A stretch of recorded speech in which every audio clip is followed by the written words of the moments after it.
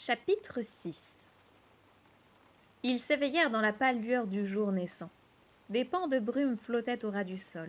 Les troncs mouillés ressortaient étrangement, lugubres, dans la grisaille du petit matin. « C'est toujours vrai, » murmura James. Il faisait humide, leurs vêtements poissaient. Dissay n'avait qu'une idée, partir, tout de suite. « Prêt ? Allez, hop, aux toilettes, et on s'en va. » Le ciel se teintait d'un soupçon d'aurore. Lorsqu'ils atteignirent l'entrée du parc... Ah, j'ai mis un point au milieu de la phrase, je sais pas pourquoi. Le ciel se teintait d'un soupçon d'aurore lorsqu'ils atteignirent l'entrée du parc. L'anxiété diffuse qui ne les avait plus quittés depuis la veille au soir se dissipait peu à peu, devant la promesse d'un matin splendide. Mais un bruit de moteur rappela Dissay à la réalité. « Dans les fourrés, vite !» souffla-t-elle en entraînant d'autorité Maybeth et Sammy sous le couvert des bois. « Mais pourquoi ?» chuchota James. « Tais-toi » vociféra-t-elle tout bas. « À plat ventre, sans bouger, on ne sait jamais. Personne ne doit nous voir. » Une voiture de police, puis une autre apparurent sur la route. Toutes deux ralentirent et s'engagèrent sur le chemin de terre. Aussitôt franchies les portes du parc, elles s'immobilisèrent l'une derrière l'autre. Un policier sortit de la première voiture et, sans couper le moteur, se dirigea à grandes enjambées vers le second véhicule. Ses bottines de cuir miroitaient. Il portait des lunettes noires et une arme à la ceinture. Il se pencha par la fenêtre vers le conducteur et déploya une carte que Dissay reconnut. C'était un plan du parc. En parlant, il désignait du doigt plusieurs points de la carte. Dissay eut beau tendre l'oreille, le bruit des moteurs recouvrait leur voix et elle ne put saisir ce qu'ils disaient.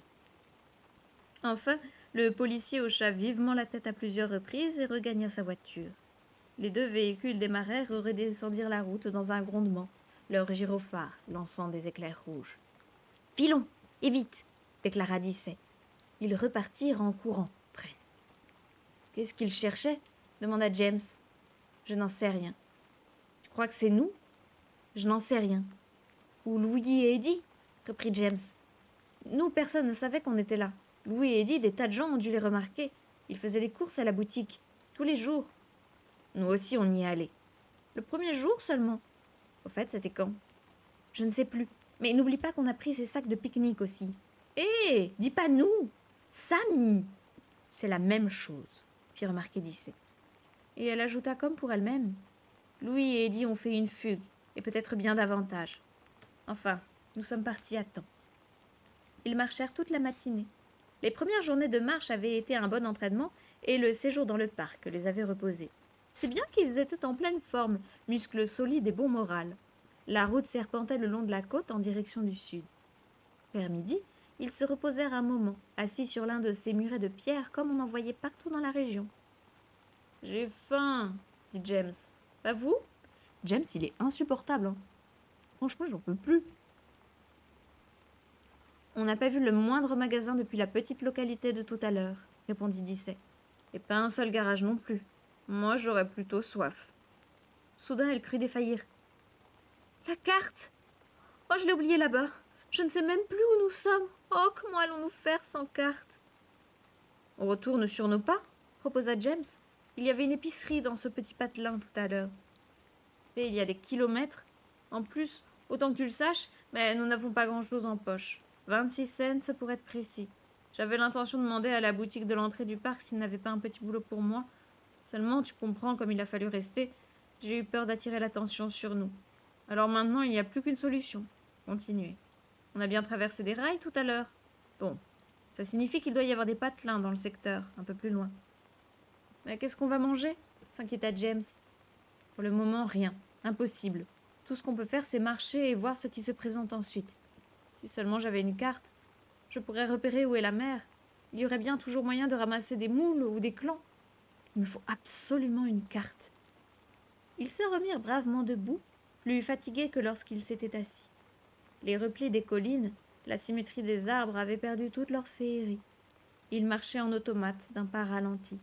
Le cœur n'y était plus. Et l'idée qu'ils cheminaient à l'aveuglette taraudait cruellement Dissay. Où allait-il ? Qu'allait-il trouver ? Au bout d'une heure de marche s'annoncèrent les abords d'une bourgade qui devait s'appeler Soundview, si l'on en croyait les panneaux, les placards publicitaires. Peu après, une pancarte vint confirmer la chose et Dissay se sentit mieux. Bientôt, les habitations se firent plus resserrées et un petit centre commercial apparut à un carrefour. Les centres commerciaux, sur cette route, n'avaient pas du tout le même aspect que ceux qui bordaient la route 1. Ici, ils étaient petits et d'aspect varié. Ils n'avaient pas de parking géant, tout juste 2 ou 3 rangées de places de stationnement le long d'un trottoir. Au lieu des immenses vitrines placardées d'affiches criardes annonçant des prix chocs et autres promotions, ces magasins-ci n'avaient que de modestes baies vitrées, presque comme des habitations. Tout y avait l'air méticuleusement propre. Dissay ordonna aux 3 autres de l'attendre, puis elle traversa la route et pénétra dans une station-service. Dans la pièce vitrée, un monsieur au crâne brillant, à moitié chauve, somnolait sans vergogne, les pieds sur son bureau. Il ronflait tout doucement. Ses paupières s'ouvrirent d'un seul coup lorsque Dissay referma la porte avec un claquement sonore. Il darda sur elle un regard bleu. « Vous désirez quelque chose ? Je voudrais une carte, s'il vous plaît. Une carte du Connecticut. » Sans quitter son fauteuil, il ouvrit un tiroir et choisit une carte à l'intérieur d'un classeur. « 50 cents, annonça-t-il. « Mais je n'ai pas d'argent, précisa Dissay. En ce cas, il rouvrit le tiroir, rangea la carte et repoussa le tiroir. Le papier coûte cher, expliqua-t-il, et l'impression aussi. Les cartes, nous ne les donnons plus. Et vous ne savez pas où on en donnerait encore ? Non. Il referma les yeux. Dissay, sans s'éloigner, se mordillait les lèvres. De l'argent, de l'argent, de l'argent. Et il était exclu de prendre cette carte dans le tiroir, même en y allant doucement. Monsieur, s'il vous plaît. Il rouvrit les yeux. J'ai vraiment besoin de cette carte. C'est dur pour toi, gamin, mais c'est comme ça, désolé. Et si je travaillais pour la gagner ? En quoi faisant ? Je ne sais pas, il y a sûrement une corvée que vous pourriez me confier. Du balayage, du nettoyage. Les toilettes sont propres ? Les toilettes sont toujours impeccables. Dissay n'avait pas bougé. Elle réfléchissait. Elle se demandait si elle serait capable de servir à la pompe. Ça n'avait vraiment pas l'air sorcier. Cette vitre-là, tiens, dit soudain l'homme. Le bureau s'ouvrait sur la rue et les pompes sur une immense baie vitrée. Elle aurait besoin d'un petit lavage. Tu sais te servir d'un racloir ? Bien sûr, affirma Dissay, tout en se demandant à quoi cela pouvait ressembler. Je n'ai pas trouvé une minute pour le faire hier, poursuivait l'homme qui avait abandonné son fauteuil et fourrageait dans un placard. Il en sortit un seau, un chiffon et un ustensile à long manche, qui devait être le racloir. Dehors et dedans, précisa-t-il en lui tendant le tout. Dissay hocha la tête. Tu passes bien partout et surtout pas de traîner. Dissay hocha de nouveau la tête. Si seulement il voulait bien la laisser se mettre au travail et ne pas trop surveiller l'opération. Avec ça, tu auras ta carte et 25 cents en plus. Ça t'ira ? Entendu. Elle s'attaqua d'abord à l'extérieur de la baie. Elle esquissa un geste en direction du trio qui l'attendait de l'autre côté de la rue. Et James lui répondit d'un geste approbateur. Il avait compris la manœuvre. Tous trois vinrent s'asseoir sur le rebord du trottoir. Dissay commença par remplir le seau d'eau au robinet extérieur, puis elle y ajouta un peu du produit dont elle avait trouvé le flacon dans le seau, avec le chiffon. Elle mélangea la mixture en la faisant tournoyer un instant, y plongea le chiffon et y mouilla généreusement une large surface de la vitre. Elle décida de laver un quart de la baie à la fois et de procéder méthodiquement. Une fois la vitre mouillée, elle y passait son racloir d'un mouvement descendant, en appuyant fermement, puis, une seconde fois, pour éliminer les dernières traînées d'eau mousseuse. À la fin, l'extérieur de la vitre étincelait. Pause. Coucou Colibria. Coucou, coucou, coucou, coucou. 5 heures de stream sur The Posthumous Investigation. Comment ça va Colibria? Ça fait longtemps. N'hésite pas. Alors moi je te connais. Mais peut-être que les gens dans le chat ne te connaissent pas. N'hésite pas à te présenter, à nous dire comment s'est passé ton stream, si tu as réussi à jouer à tous les jeux qu'il y a dans ton titre de stream. Et voilà, nous dire quand tu streams, qu'est-ce que tu fais habituellement comme type de stream, voilà. C'est ton moment, présente-toi. Et pour les gens de chez Colibria qui ne me connaissent pas, je m'appelle Balik, ça se prononce Balik. Je stream par pur plaisir. Des jeux que j'ai dans ma bibliothèque Steam et surtout, que ce soit durant des soirées lecture ou après un petit moment jeu vidéo, on lit des livres en direct, enfin on lit, je lis, les gens écoutent, Il y en a pas mal. Il y en a certains qui sont encore en temps fort sur ma chaîne. Il y a des playlists pour ça. Et au fur et à mesure, je suis en train de les transférer sur une chaîne YouTube qui s'appelle Les Lectures de Balik, qui est dédiée à ça. C'est principalement de la littérature jeunesse, même que de la littérature jeunesse. Voilà, j'ai une forte appétence pour celle-ci, que ce soit les Orphelins Baudelaire, le Hobbit, le Passeur de Lois Lorry, les Carnets de l'apothicaire, Kiki la petite sorcière, le Château de Hurle, et cette fois, Les Enfants de Sillerman, un livre des années 80 qui raconte le périple de 4 enfants qui traversent le Connecticut afin de rejoindre la maison de leur grande-tante depuis que leur mère les a abandonnés sur un parking. Voilà. Et désolé pour les gens de YouTube qui écoutent le chapitre. Mais bon, je ne vais pas couper l'enregistrement. Passez. On était sur Dimanche Indé, mon émission hebdo de découverte de jeux indé. Du vieux jeu, c'était sympa. Oh. N'hésite pas à nous dire lequel tu as préféré, etc.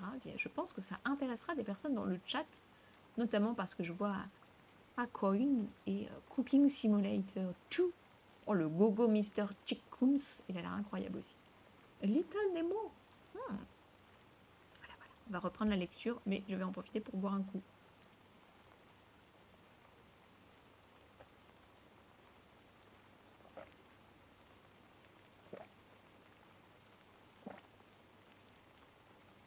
Vous pouvez vous poser et prendre la lecture en cours de route, et si ça vous plaît, réécoutez les premiers chapitres qui sont disponibles sur YouTube. Vous pouvez laisser le lurk, vous pouvez partir, et vous pouvez également nous rejoindre sur notre serveur On Together. Et bon appétit, Golibria.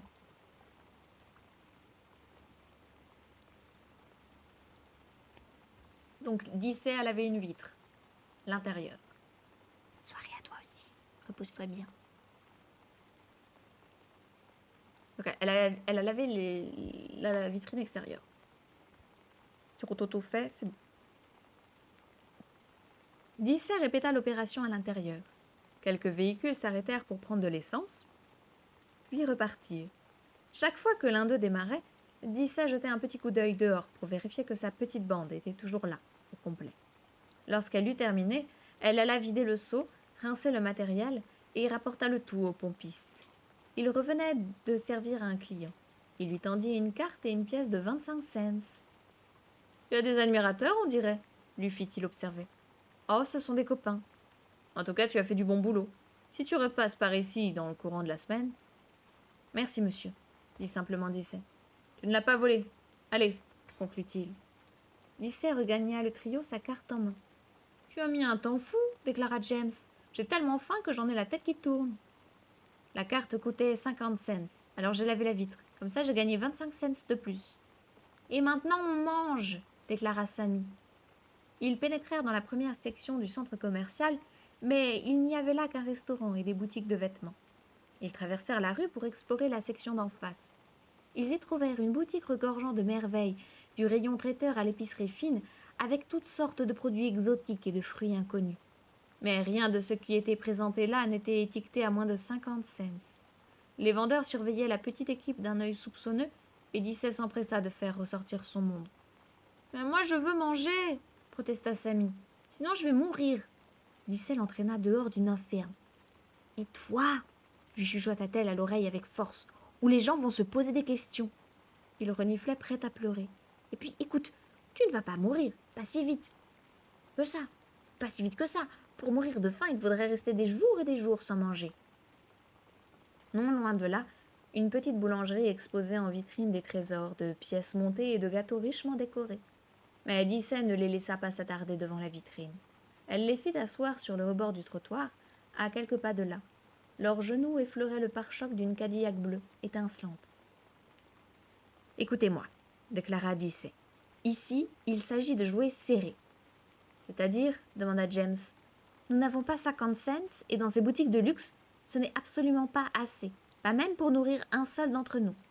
Alors, ce qu'il nous faut, c'est du pain, ce genre de choses. C'est ce qu'il y a de moins cher. Mais pas au prix fort. Il faut arriver à émouvoir la vendeuse, qu'elle nous donne le maximum pour le peu d'argent que nous avons. » « Je vois, » dit James.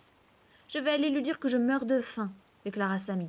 « Non, non, surtout pas. Ce serait le meilleur moyen de déclencher des flopées de questions. » Son propre estomac criait famine, et elle avait du mal à se concentrer. Non, il faut y aller astucieusement. Et ce n'est pas à la portée de n'importe qui. Alors c'est toi qui vas le faire, n'est-ce pas? Dit James. Non, justement pas cette fois. Et ce ne sera pas toi non plus. Nous deux, attendrir les gens, ce n'est pas notre fort. Ils se méfieraient plutôt, au moins au début. Le mieux, ce serait que Maybeth y aille. Maybeth, sans dire un mot, secoua la tête avec l'énergie du désespoir. Ses yeux, plus grands que jamais, fixaient Dicey intensément. « Je sais bien, » murmura Dicey. « Bon, alors Samy, ce sera bel et bien toi, finalement. »« Chouette, donne-moi l'argent. »« Pas si vite. Pour commencer, si la vendeuse te pose des questions, nous sommes en location dans une villa. Attends. » Elle se creusait la tête. « Oui, dans une villa près de Old Lyme.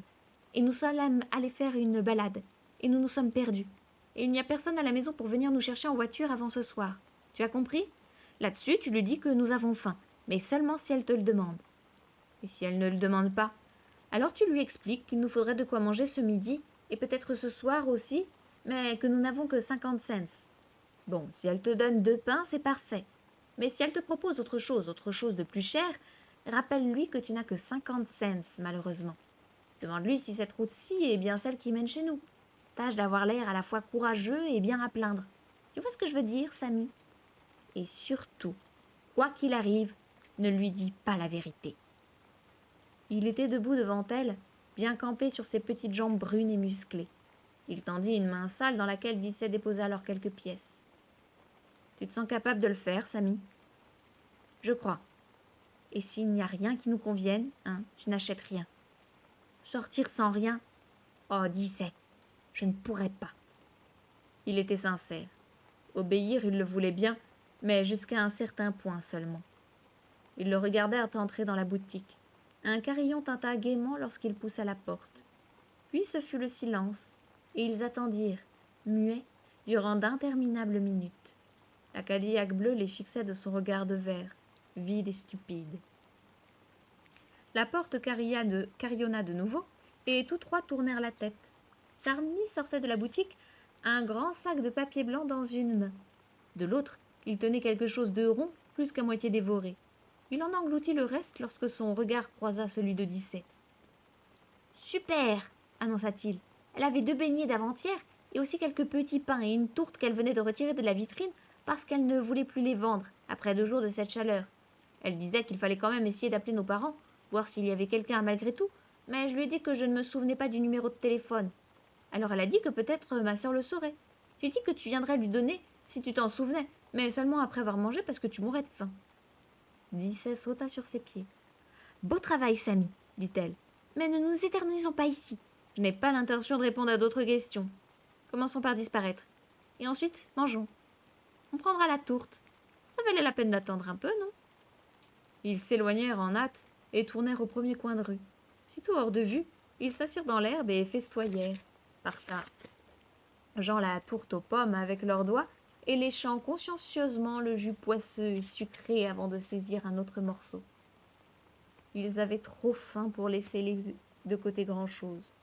Seuls restèrent 2 petits pains que Dicey rempacta soigneusement avant de les glisser dans son sac et de donner le signal du départ. Elle avait repéré un cours d'eau sur la carte et comptait s'installer à proximité. C'était un petit ruisseau qui se jetait dans l'embouchure de la Connecticut River. Peut-être y aurait-il du poisson. Ainsi pourrait-il déjeuner solidement avant de se remettre en route le lendemain matin, et ce serait moins dramatique de n'avoir plus un cent en poche. Car il n'avait vraiment plus rien, à la moindre piécette. Après 6 ou 7 kilomètres de marche, ils trouvèrent enfin le ruisseau. Aussitôt, quittant la route, Dicey les entraîna le long de ses berges vers l'amont. Les rives elles-mêmes n'étaient que marécages, mais en remontant le terrain devenait plus dur, plus sec. De place en place, des écriteaux prévenaient clairement « Pêche interdite, chasse interdite, défense d'entrée ». Mais Dicey avait résolu de courir le risque. Un tout petit feu en plein jour passerait sûrement inaperçu. Elle posta James et Samy avec le matériel de pêche à un méandre du ruisseau et entraîna Maybeth dans le sous-bois. Ensemble, elles dégagèrent un emplacement pour le feu qu'elles entourèrent de quelques pierres, puis partirent en quête de bois mort, sans compter quelques branches. sans compter quelques branches minces pour embrocher le poisson. Malgré toute leur patience, James et Sammy ne prirent que 2 poissons, et encore de taille modeste. Dicey les fit cuire et les partagea de son mieux, ainsi que les 2 petits pains qu'il restait. C'était maigre, surtout après des heures de marche. Ils se couchèrent aussitôt, en silence, assoiffés, mal rassasiés, blottis les uns contre les autres pour se tenir chaud.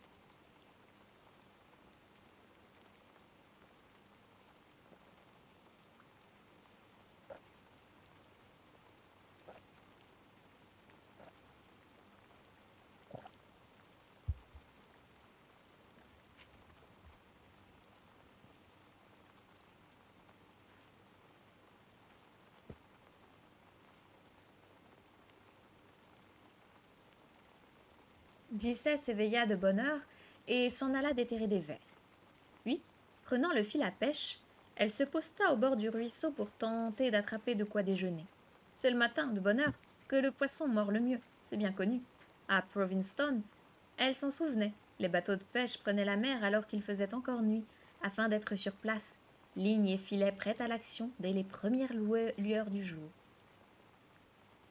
Ah, je vous ai pas dit, je bois le Il était une fois, donc c'est une infusion, c'est bon, je sais. À la physalis, poire et myrtille. Délicieux, la 7e tasse Bruxelles. Ah, mamie. Les oiseaux se mirent à chanter. Le soleil devait être levé, mais des nuages le dissimulaient. L'eau gargouillait tout doucement au pied de Dicey. Elle entendit, au loin, un bruit de moteur, sans doute un hors-bord. Par contre, en tendant l'oreille, elle percevait dans le lointain, apportée par la brise de terre, une rumeur sourde et diffuse qui pouvait bien être celle du trafic routier sur une voie à grande circulation. Les poissons ne mordaient pas. Rien à faire ce matin. Elle entendit James l'appeler d'une voix qui vibrait d'anxiété. Elle revint à pas lents vers le camp. « Je te l'avais dit !» triompha Sammy à l'adresse de James lorsqu'elle réapparut. « Je te l'avais dit qu'elle était partie pêcher. Le fil à pêche n'était plus là. »« Je me demandais où tu étais passé, » lui reprocha James. « Pourquoi ne nous as-tu rien dit ?»« Parce que vous dormiez, malin, » répondit Dicey. « Allez, en route, on repart. » Elle n'avait pas parlé de manger. Ils n'en soufflèrent pas mot non plus. Le petit groupe s'ébranla, désenchanté. Ils regagnèrent la route, passèrent sur un pont et arrivèrent bientôt à une bourgade si modeste qu'elle n'avait qu'une laverie automatique, dont une des portes, surmontée d'un fanion, signalait le bureau de poste. Une fois sortis de l'agglomération, ils se dirigèrent vers le nord, le long de la Connecticut River. Le ciel était gris, les nuages volaient bas, et Dicey se disait qu'il finirait bien par pleuvoir. Mais elle n'avait pas la force de s'en soucier vraiment. Après tout, on pourrait toujours boire de l'eau de pluie. Ils atteignirent vers midi les abords de la ville d'Old Lyme, et la rumeur sourde que Dicey avait perçue ce matin, et qui n'avait cessé de croître, se révéla à bien être le bourdonnement incessant de la circulation. Ici, la route 1 rejoignait la voie express pour franchir le fleuve. Ils descendirent au bord de l'eau et levèrent les yeux vers l'immense arche de métal qui enjambait le fleuve. Et tout à coup, Dicey réalisa qu'il n'y avait pas de voie piétonnière sur ce pont. Elle considéra le fleuve. Il n'était pas terriblement large, mais trop cependant pour envisager de le traverser à la nage. S'il n'y avait pas de voie piétonnière, il ne restait que la solution de marcher sur le bas-côté. Mais il y aurait forcément quelqu'un pour les arrêter, s'ils ne se faisaient pas écraser avant. Les véhicules s'engouffraient sur le pont, voitures, autocars, poids lourds, comme s'ils avaient le diable à leur trousse. Le trafic se faisant dans les 2 sens, Dicey se dit que le diable était sûr de gagner. Elle s'assit par terre brusquement. Peu lui importait où elle se trouvait, et appuya son visage contre ses genoux. Comment continuer? Le pont de chemin de fer, à quelques centaines de mètres en aval, n'était pas davantage praticable, et le prochain pont, elle l'avait vu sur la carte, était à des kilomètres en amont. Elle sentit ses paupières se gonfler de larmes, les coins de sa bouche se mettre à trembler. « Non, défense de pleurer, » s'ordonna-t-elle, « pas toi. » Pas d'argent, rien à manger, plus moyen d'avancer.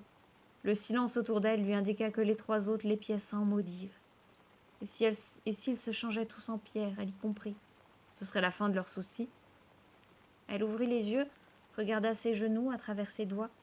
Il n'y avait plus rien à faire. Elle avait fait de son mieux, Mais ce mieux n'était pas suffisant. Et maintenant, c'était la fin. Un soupir lui échappa. Elle sentit une petite main se poser sur son épaule. Maybeth. Relevant la tête, elle scruta le fleuve. Il était beau, c'était indéniable, avec ses courbes molles, ses îles aux lignes douces et tous ses bateaux amarrés le long de ses rives. Une rangée d'arbres, fiers et puissants, bordait la corniche qui surplombait l'eau verte. Un deux-mâts remontait le courant solitaire. L'espace d'une seconde ou deux, Dissay les suivit des yeux. « Dissay » murmura Maybeth. « Oui, Maybeth, » répondit-elle sans tourner la tête. De quoi manger, de l'argent, une solution pour traverser le fleuve. Il n'avait rien de tout cela. « Dissay, qu'est-ce qui ne va pas ?» Dissay faillit s'esclaffer. Tu ferais mieux de demander « Qu'est-ce qui va ?» Mais elle préféra se taire. Même en laissant de côté le problème de la traversée du fleuve, sans argent, sans rien à manger, et il ne leur restait plus un cens. Et gagner de l'argent, c'était impossible quand on n'était qu'un enfant. Pourtant, la veille, elle avait gagné 75 cents.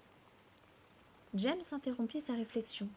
« Alors, qu'est-ce qu'on fait ?»« C'est pas, » marmonna Dissay. Donc, il fallait gagner de l'argent. Mais comment ? Il y avait le centre commercial. Il comportait un immense parking et un hypermarché. Elle planta le décor dans sa tête, puis elle s'y mit en scène elle-même. Elle sortait de l'hypermarché avec 2 grands sacs remplis à craquer de provisions achetées avec l'argent qu'elle avait gagné. L'histoire ne disait pas comment. Des fruits, du pain, du lait, de la viande et toutes sortes de légumes en boîte. Et même une sauteuse pour faire cuire le tout. Ah, et puis un ouvre-boîte. Ce serait trop bête d'oublier l'ouvre-boîte. Elle se voyait marcher, radieuse, ses commissions dans le bras, et tout à coup, bêtement, elle trébuchait et se retrouvait par terre. Les oranges roulaient sous les voitures, le lait giclait des cartons crevés, les véhicules en manœuvre sur le parking écrasaient des bananes. Un chien s'enfuyait avec le paquet de hamburgers. Et les gens, indifférents, contournaient le lieu du désastre, les bras chargés de leurs propres paquets. Était-ce ce genre de désespoir que Moma ressentait, cette impression de noyade, de désespoir absolu? Était-ce pour cela qu'elle avait fui, parce qu'elle ne savait plus que faire, parce qu'elle s'était rendue compte tout à coup que prendre soin de 4 enfants, c'était vraiment trop lourd pour elle? Je suis en train de devenir comme elle, s'affola Dissay. C'est le rêve éveillé qui produit ce genre d'image. Pourtant, l'image lui revint des gens aux bras encombrés de paquets. Mais oui, c'était une idée. Peut-être que ça marcherait, surtout s'ils s'y mettaient tous les 4. Elle passa sa main dans ses cheveux. Il fallait avoir l'air soigné, sinon les gens n'auraient pas confiance. « Écoutez, » dit-elle aux autres, « j'ai une idée. On va proposer aux gens de les aider à transporter leurs paquets jusqu'à leur voiture. Ils nous donneront peut-être un petit pourboire. »« Moi, je veux manger d'abord, » objecta Sammy. « Hors de question, on n'a pas d'argent. Rien, pas un cent. » Elle le regardait droit dans les yeux. « Il faut en gagner d'abord. » Un éclair d'angoisse passa dans le regard de Sammy. « Dissay, ce n'est pas grave, dis. Tout va s'arranger, n'est-ce pas ?» Moma le rassurait toujours chaque fois qu'il avait peur ou quand elle s'était fâchée parce qu'elle-même se sentait anxieuse. Elle lui souriait et elle lui disait que tout irait bien. Et d'une certaine manière, elle avait toujours eu raison, jusqu'ici. « Je l'espère, » dit simplement Dissay. « Je n'en sais rien.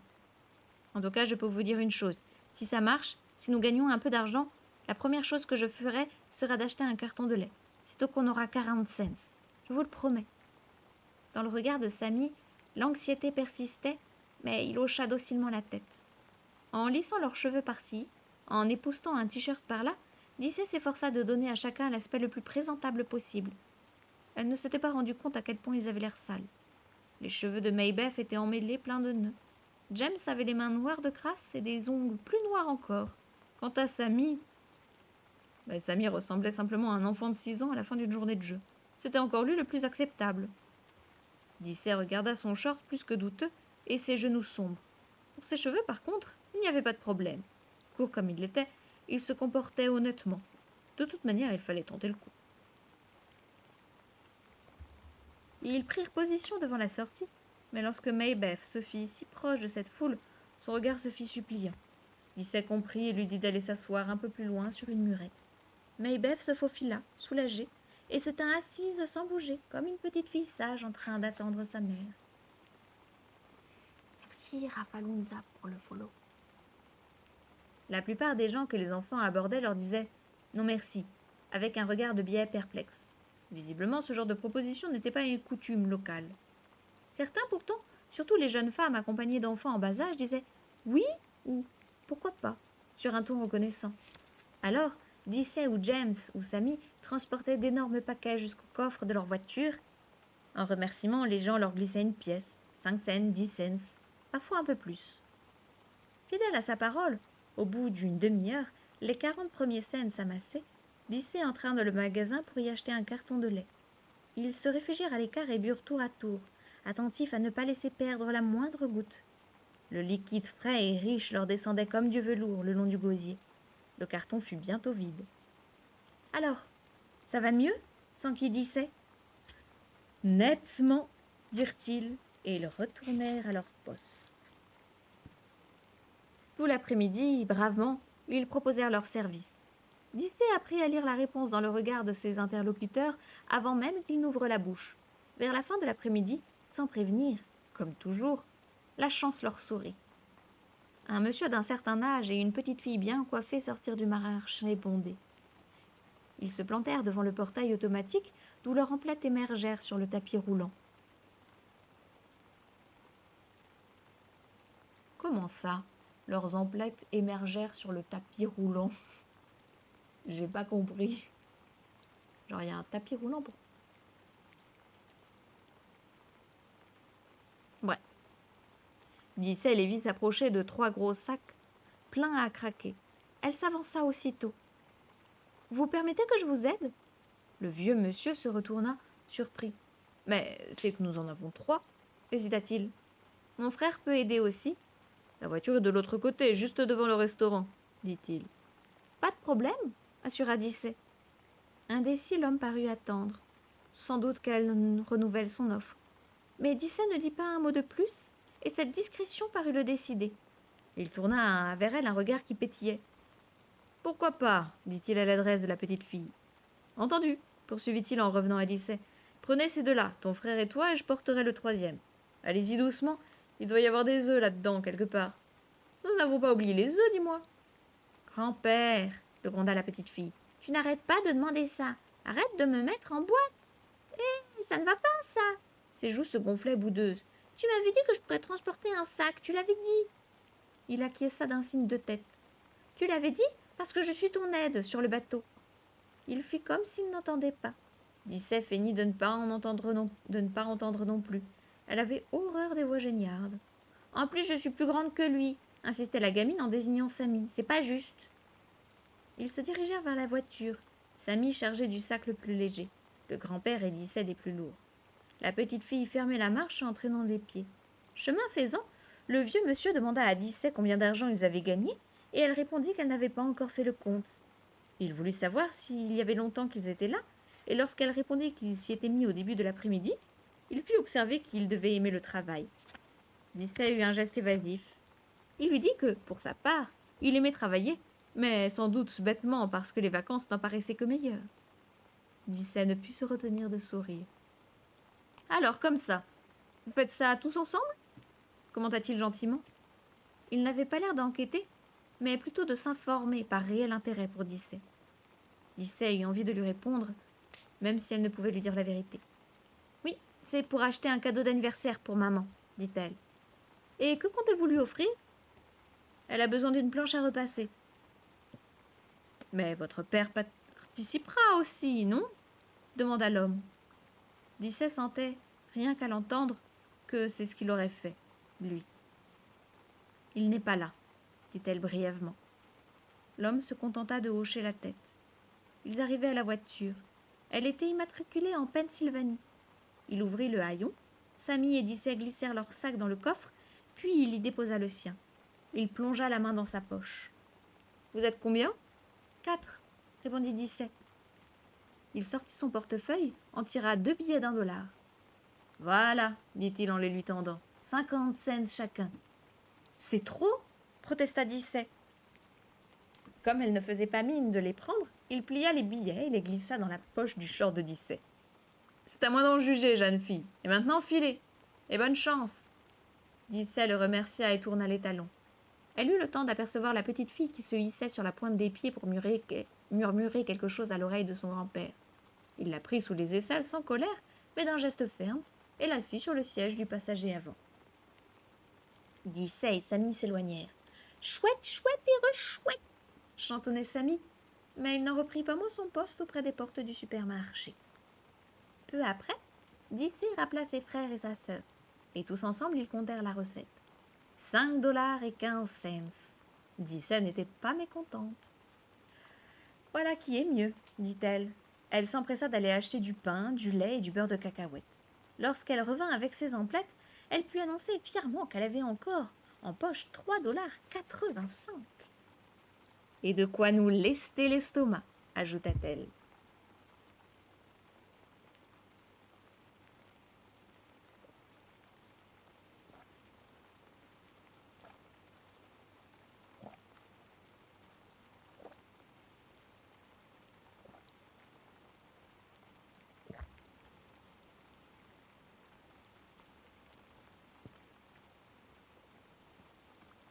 Ils retournèrent au bord du fleuve, dans le bosquet où ils avaient fait halte quelques heures plus tôt.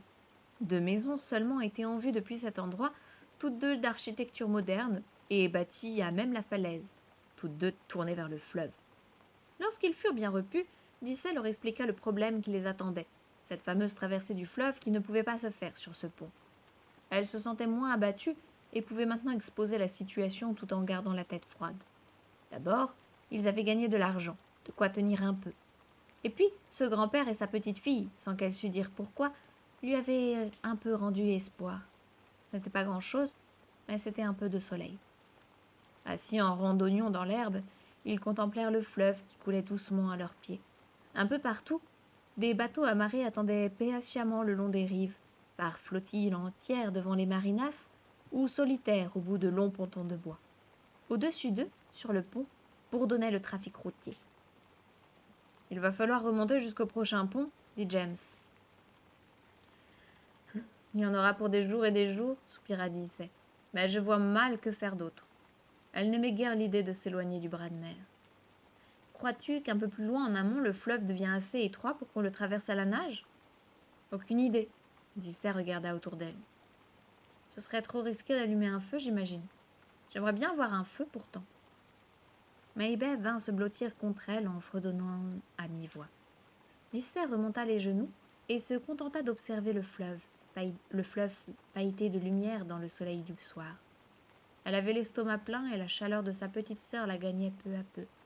Elle songea, non sans fierté, à la vaillance avec laquelle James et Sammy avaient travaillé l'après-midi, puis se souvint de la petite fille et de son grand-père. Dans quel bateau dormaient-ils, ce soir, tous les deux? Se souviendrait-il d'elle? Un air se glissa dans sa tête, et elle se mit à chanter l'une des chansons que chantait leur mère, une mélodie triste. Le fleuve est large et je ne puis le traverser. Oh, si seulement j'avais des ailes pour voler. Les paroles s'envolèrent sur l'eau, là où elles ne pouvaient pas aller. Donne-moi un bateau et nous ramerons tous deux, mon amour et moi. Les reflets d'or dans le couchant se changeaient peu à peu en cuivre. Oh, que l'amour est doux quand il est neuf encore, continuait Dissay. Aussi pure qu'une fleur lorsqu'elle vient d'éclore. Soudain, elle se tut. Nous prendrons un bateau, déclara-t-elle. Oh oui, s'enthousiasma Sammy. Quel bateau? Où le prendre? Demanda James. Tous ces yachts et ces voiliers ont un petit canot. Une annexe pour leur aller et venue du mouillage au quai. Empruntons-en un. Nous l'amarrerons tout simplement de l'autre côté. Je sais ramer et tu y arriveras, toi aussi, s'il le faut. Ils descendirent en direction de l'étroit sentier qui longeait l'eau, au bas de la pente raide. L'essentiel du parcours fut effectué sur les fesses, avec force glissade et éclats de rire. Dissay se cramponnait au sac qui contenait leurs vivres et la carte. Il n'était plus question de l'oublier, cette carte. Arrivés au sentier, Dissay les entraîna vers l'amont. Ils n'eurent pas de peine à trouver un canot. Ils en choisirent un tout petit qui avait été tiré hors de l'eau, juste à côté d'un appontement, ses rames rangées à l'intérieur. Ils attendirent l'obscurité, levant les yeux sans cesse vers la maison la plus proche, dont les vastes baies vitrées, brillamment éclairées, s'ouvraient sur le fleuve. À la nuit tombée, quelqu'un vint tirer les rideaux. Alors, les enfants, furtivement, s'approchèrent du petit bateau. James et Dicey, chacun à un bout, soulevèrent l'embarcation pour la porter à l'extrémité de l'appontement. Ils la mirent à l'eau sans bruit. James retint la mare, tandis que Dicey retournait chercher le sac, les rames et les deux petits. Ils avaient tous les quatre une certaine habitude des bateaux, et l'embarquement se fit sans heurts et dans le plus parfait silence. Maybeth s'assit à l'avant, James et Sammy à l'arrière. Dicey embarqua la dernière avec les rames. James donna une impulsion au bateau, qui s'éloigna lentement du ponton. Dicey cala les rames dans leur tollet. Elle les plongea dans l'eau en douceur, surprise par leur poids. Les rames mordirent l'eau tranquille et le bateau avança. Le courant avait tendance à les déporter légèrement vers l'aval, et Dicey rama plus vigoureusement. Ce n'était pas si compliqué finalement. Plus facile qu'en mer en tout cas. L'eau lisse se laissait mieux faire. Au-dessus d'eux se profilait la masse sombre du pont. Dicey prit ses distances. Les piles d'un pont, elle le savait, provoquent des courants et des remous capables de secouer rudement un petit bateau, voire de le retourner comme un jouet. Elle laissa leur embarcation s'éloigner sagement de ces tourmentes, puis elle se remit à ramer avec énergie pour redresser le cap. Il faisait sombre à présent, si sombre qu'il pouvait à peine se voir. Les eaux glissaient sous le bateau, glauques et profondes. Dicey s'était donné pour repère une certaine petite lumière sur la rive d'en face. C'était bon de tirer sur ses muscles et de sentir le bateau se porter en avant.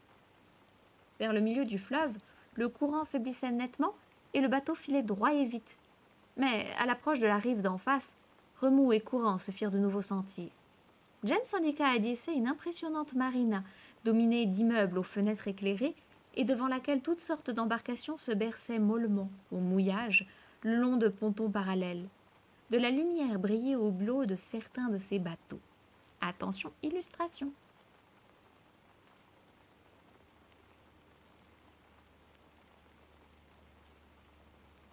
Le radeau de la Méduse.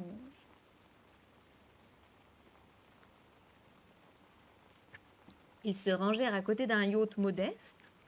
Un yacht modeste? Il existe un yacht modeste? Plongés dans l'obscurité, et y amarrèrent leur canot. Dicey se disait que là où il était, à peine en aval de son point de départ, son propriétaire avait de grandes chances de le retrouver. Il s'était légèrement rapproché de l'embouchure du fleuve, là où ses eaux déjà saumâtres se mêlaient à l'eau salée du bras de mer. Une petite agglomération scintillait non loin de là, sur le plateau. Ils s'y dirigèrent et la traversèrent en silence, marchant toujours vers le sud.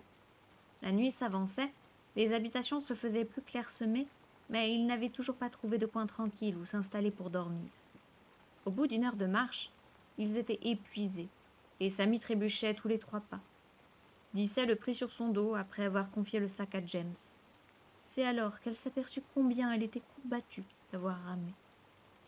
Ils virent bientôt surgir une église, claire dans l'obscurité. Derrière l'église s'étendait un cimetière avec des bouquets d'arbres sombres, ici et là, entre les tombes. Dicey entra résolument. Derrière elle, James retint son souffle. Au premier bosquet, Dicey laissa glisser Sammy à terre. Il dormait déjà plus qu'à moitié, et il se recroquevilla en chien de fusil dans l'herbe pour se rendormir tout à fait. Maybeth se blottit près de lui sans rien dire. « Dicey, souffla James, c'est un cimetière. »« Je sais, dit-elle, mais on n'en peut plus. »« Est-ce que tu crois aux fantômes ?»« Jamais vu l'ombre d'un. » Elle s'assit dans l'herbe rase. James s'assit à côté d'elle. Devant eux, derrière eux,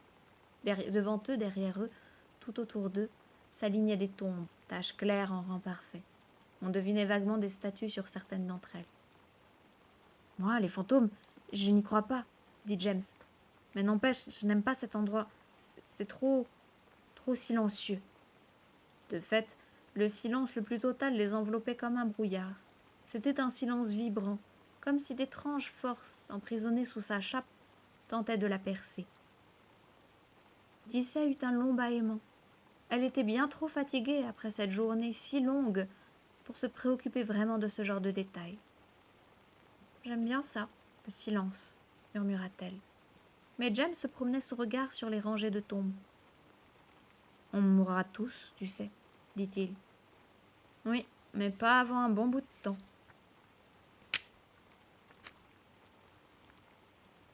Tu crois que Moma est morte? Je ne sais pas. Comment veux-tu que je le sache? En tout cas, reprit James, ce qui est sûr, c'est qu'on mourra. Alors qu'est-ce que ça y change, ce qu'on fait de bien et ce qu'on fait de mal, et tout ça? Dissay ne répondit pas. Elle avait d'autres soucis en tête, des problèmes d'itinéraire et de nourriture. Sauf évidemment s'il y a vraiment un enfer pour nous punir, poursuivait James. Mais je n'y crois pas, moi, à tout ça, ni au paradis. Dissay? Tu sais quelle est la chose certaine, la seule chose qui a toujours été vraie? C'est la vitesse de la lumière. Louis m'a dit qu'Einstein l'avait calculée. 300 000 km à la seconde. Tu te rends compte? Et c'est la seule chose certaine au monde. Tout le reste change tout le temps. Moi, j'ai été fière de Samy quand il a volé ses pique-niques, tu sais. Oui, moi aussi. Toi? À te voir, on n'aurait pas cru.